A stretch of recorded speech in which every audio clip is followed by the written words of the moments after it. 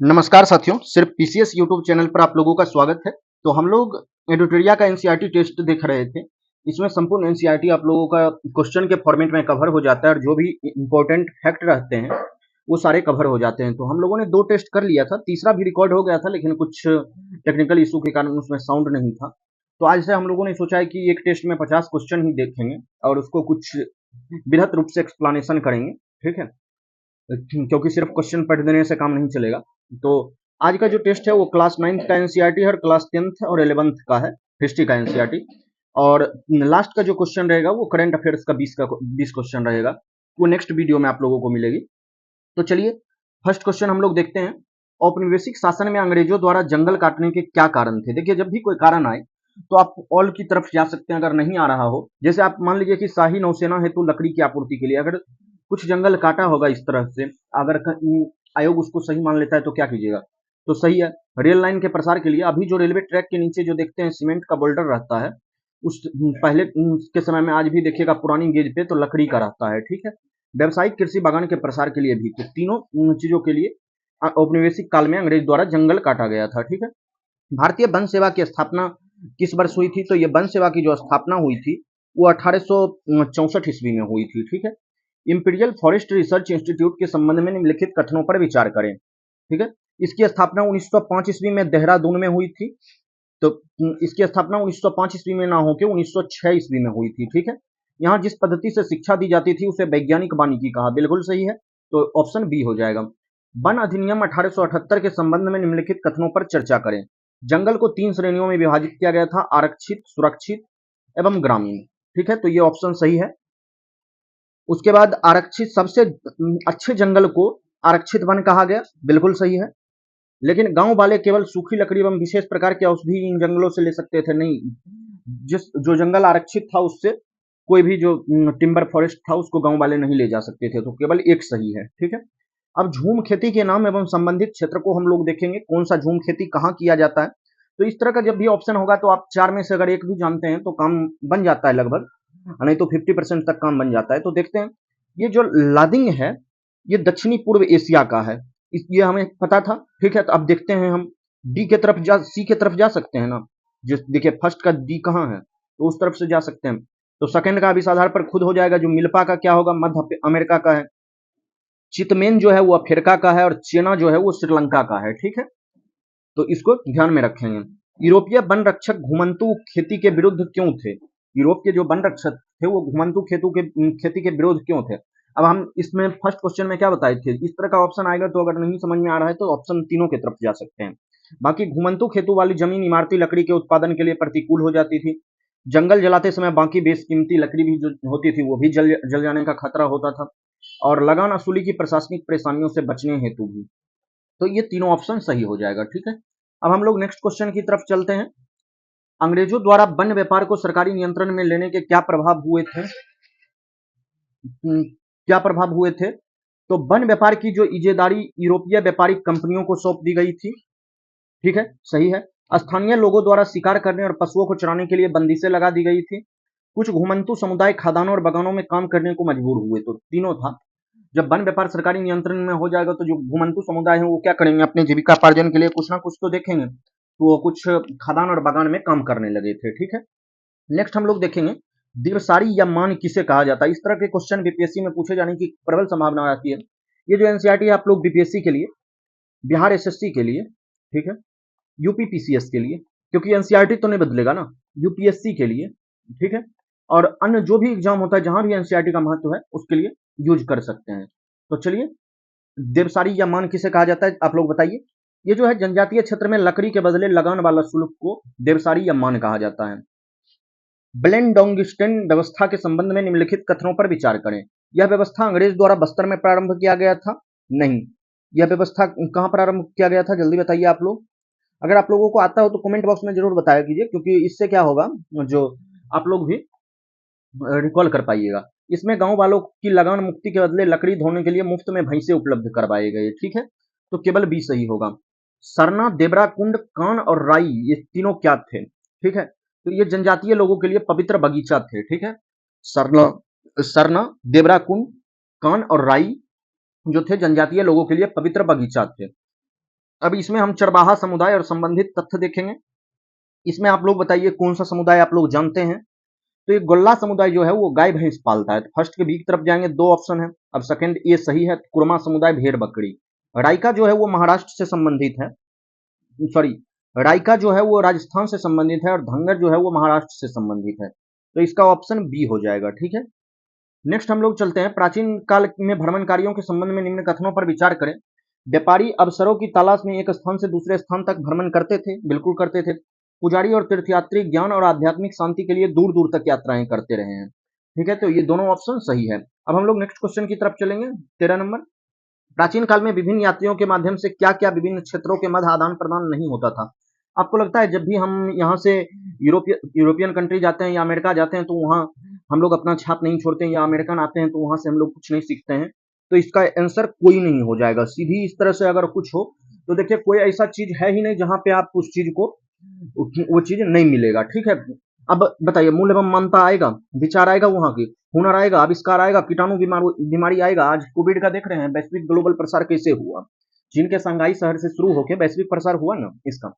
पश्चिमी तट के क्षेत्र में पाई गई 9वीं शताब्दी के बाद की स्मृति शिला जो गोवा संग्रहालय में सुरक्षित है, किसके महत्व का पता चलता है।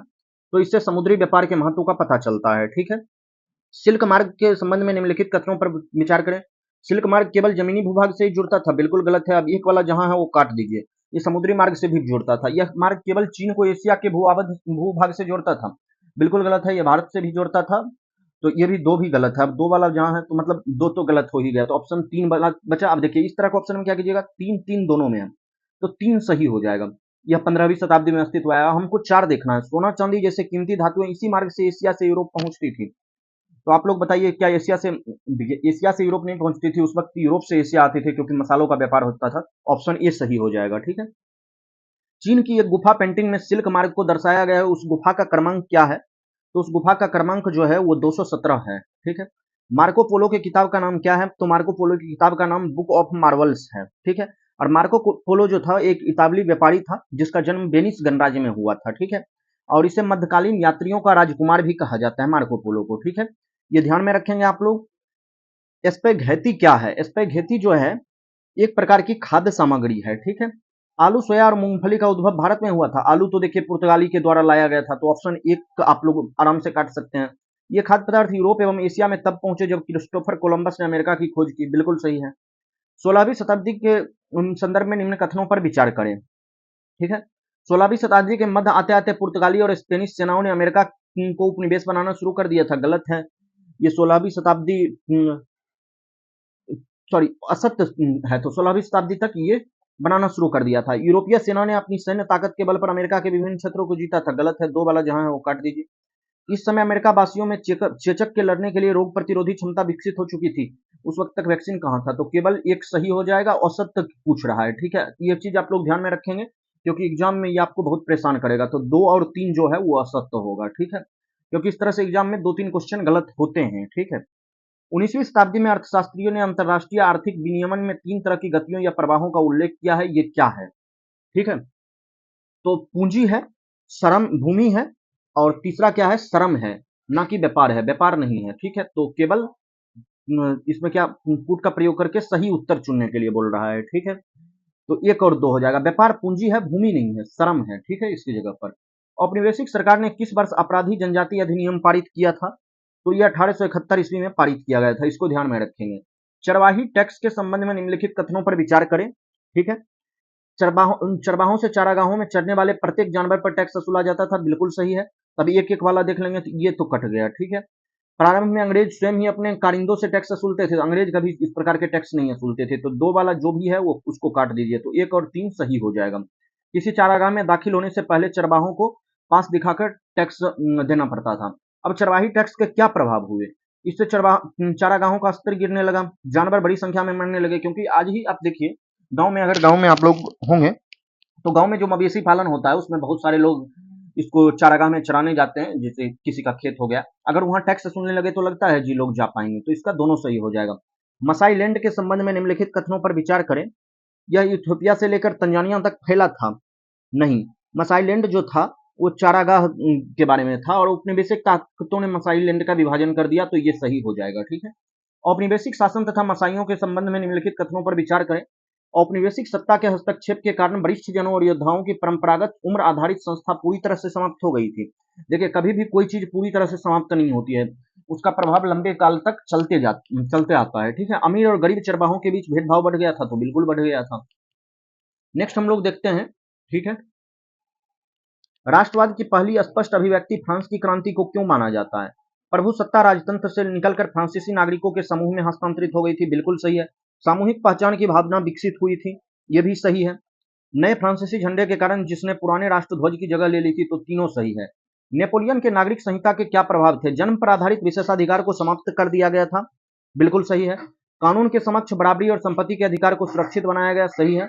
इस संहिता को फ्रांसीसी नियंत्रण के अधीन क्षेत्रों में भी लागू किया गया था, तो तीनों सही है। हैब्सबर्ग साम्राज्य के संबंध में निम्नलिखित कथनों पर विचार करें। हैब्सबर्ग साम्राज्य जो था वो बहुभाषाई तथा बहुनस्लीय साम्राज्य था। यह साम्राज्य ऑस्ट्रिया तथा हंगरी पर शासन करता था, तो दोनों सही है। एले क्या है? तो एले जो है वो कपड़ा नापने का एक पैमाना है। 1815 के बाद यूरोप में पुनः स्थापित रूढ़िवादी व्यवस्था की निम्नलिखित में से क्या विशेषताएं थी? तो राजतंत्र भी था, चर्च था। ठीक है, देखिए रूढ़िवादी व्यवस्था है, तो लगता है समाज में निजी संपत्ति राज्य के अधीन रूढ़िवादी व्यवस्था में आ जाएगा, कभी नहीं आएगा। और सामाजिक ऊंच नीच बनाए रखेगा, तीनों होगा, तो 1, 2, 3 इसका आंसर सही हो जाएगा। जियोसिपी मैथ्सनी के संबंध में निम्नलिखित कथनों पर विचार करें। वह कार्बोनरी के गुप्त संगठन का सदस्य था, तो बिल्कुल था। उसने 2 भूमिगत संगठनों की स्थापना की थी, नहीं की थी, केवल 1 हो जाएगा। मेटरनिख ने हमारी सामाजिक व्यवस्था का सबसे खतरनाक दुश्मन जो है वो किसे बताया था? तो मेटरनिख ने जियोसिपे मैथ्सनी को हमारी सामाजिक व्यवस्था का सबसे खतरनाक दुश्मन बताया था। यूनान ओटोमन साम्राज्य से कब अलग हुआ था? तो यूनान जो है वो 1832 ईस्वी में ओटोमन साम्राज्य से अलग हुआ था। रूमानीवाद के संबंध में निम्नलिखित कथनों पर विचार करें। तो रूमानी कलाकारों और कवियों ने तर्क वितर्क और विज्ञान के महिमा मंडन की आलोचना की है, बिल्कुल सही है। और वो एक साझा सामूहिक विरासत की अनुभूति, एक साझा सांस्कृतिक अतीत को राष्ट्र बनाना चाहते थे, तो दोनों सही है। पोलैंड में रूस के विरुद्ध राष्ट्रवादी भावना का मुख्य स्रोत क्या था? तो भाषा जो था राष्ट्रवादी भावना के विरोध में भावना का मुख्य स्रोत था। ठीक है, 1848 के फ्रांस की क्रांति के संबंध में निम्नलिखित कथनों पर विचार करें।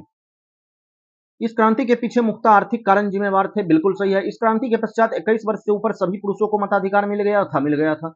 राष्ट्रीय सभा को गणतंत्र घोषित कर काम के अधिकार की गारंटी दी गई थी, बिल्कुल दी गई थी। अब देखिए, जब एग्जाम में क्वेश्चन बनाया जाएगा तो यहाँ पर स्वैप क्या करता है, इस क्रांति के पश्चात 21 वर्ष के सभी लोगों को मिल गई थी, उसमें पुरुष और महिला दोनों हो जाएगा, जबकि सिर्फ पुरुष को मिली थी, ये ध्यान में रखेंगे। नेक्स्ट क्वेश्चन जो है, सेंट पॉल चर्च में फ्रैंकफर्ट संसद का आयोजन कब हुआ था? तो ये 1848 ईस्वी में हुआ था, ध्यान रखेंगे। जर्मनी के एकीकरण के संबंध में निम्नलिखित कथनों पर विचार करें। ओटो वन बिस्मार्क ने ऑस्ट्रिया की सेना और नौकरशाही की मदद से जर्मनी को एकीकृत किया था, बिल्कुल गलत है।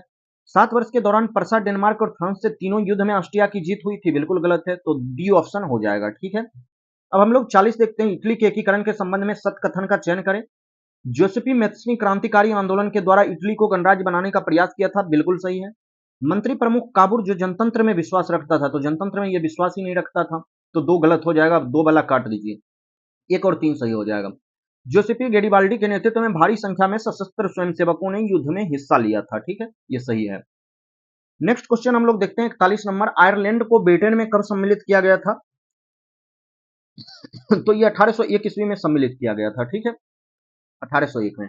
प्रथम विश्व युद्ध ने भारतीय समाज पर क्या प्रभाव डाला? अब देखिए, प्रथम जब भी प्रभाव डालेगा तो कर की वृद्धि होगी, खाद्य पदार्थ का भारी अभाव पैदा हो गया, सिपाहियों की जबरन भर्ती, तो तीनों इसका आंसर हो जाएगा। ठीक है, रॉलेट एक्ट के संबंध में औसत्य कथन का चयन करना है। तो भारतीय सदस्यों के भारी विरोध के बावजूद इस कानून को ब्रिटिश संसद ने बहुत जल्दबाजी में पारित किया, तो ये औसत्य कथन है। ठीक है, नेक्स्ट हम लोग देखते हैं 1919 में खिलाफत समिति का जो है वो गठन कहाँ हुआ था? तो ये बंबई में हुआ था, खिलाफत समिति का गठन। महात्मा गांधी की पुस्तक हिंद स्वराज जो है वो कब लिखी गई थी? तो 1909 ईस्वी में लिखी गई थी, ध्यान में रखेंगे। ठीक है, नेक्स्ट क्वेश्चन हम लोग देखते हैं 46 नंबर। असहयोग आंदोलन के संचालन के संबंध में निम्नलिखित कथनों पर विचार करें। आंदोलन की शुरुआत शहरी मध्य वर्ग ने की थी, सभी पार्टियों ने परिषद चुनाव का बहिष्कार किया था, बिल्कुल नहीं। भारतीय खादी कपड़ों के महंगे होने के कारण गरीबों द्वारा विदेशी कपड़ों का बहिष्कार लंबे समय तक नहीं किया जा सका, ये बात सही है। 1 और 3 इसका आंसर हो जाएगा। अवध किसान सभा के गठन के बारे में चर्चा करें और सही कथन पर विचार करें। इसका गठन अक्टूबर 1920 ईस्वी में हुआ था, बिल्कुल सही है। जवाहरलाल नेहरू, बाबा रामचंद्र एवं कुछ अन्य लोगों के नेतृत्व में इसका गठन हुआ था, सही है। असहयोग आंदोलन के समय कांग्रेस नेताओं ने अवध किसान संघर्ष को इस आंदोलन में शामिल करने का प्रयास किया, बिल्कुल सही है। बाबा रामचंद्र के बारे में आप लोग सर्च करके आज कमेंट बॉक्स में जरूर बताइएगा। बीपीएससी के द्वारा इनके बारे में एक क्वेश्चन पूछा गया था, मैं तो बता ही दूंगा नेक्स्ट वीडियो में, अच्छा अभी भी बता दूंगा, लेकिन आप लोग सर्च करके एक बार कमेंट कीजिएगा। देखिए कभी भी अगर सर्च करने बोलते हैं ना, तो आप लोग सर्च किया कीजिए। सर्च करने से एक फायदा क्या होता है कि आप लोगों को लंबे समय तक याद रखता है। तो नेक्स्ट हम लोग देखते हैं गुडेम विद्रोह के संबंध में निम्नलिखित कथनों पर विचार करें, ठीक है। तो यह विद्रोह कर्नाटक के गुडेम पहाड़ियों में हुआ था, नहीं, यह आंध्र प्रदेश के गुडेम पहाड़ियों में हुआ था, ठीक है, आंध्र प्रदेश, एपी, ठीक है।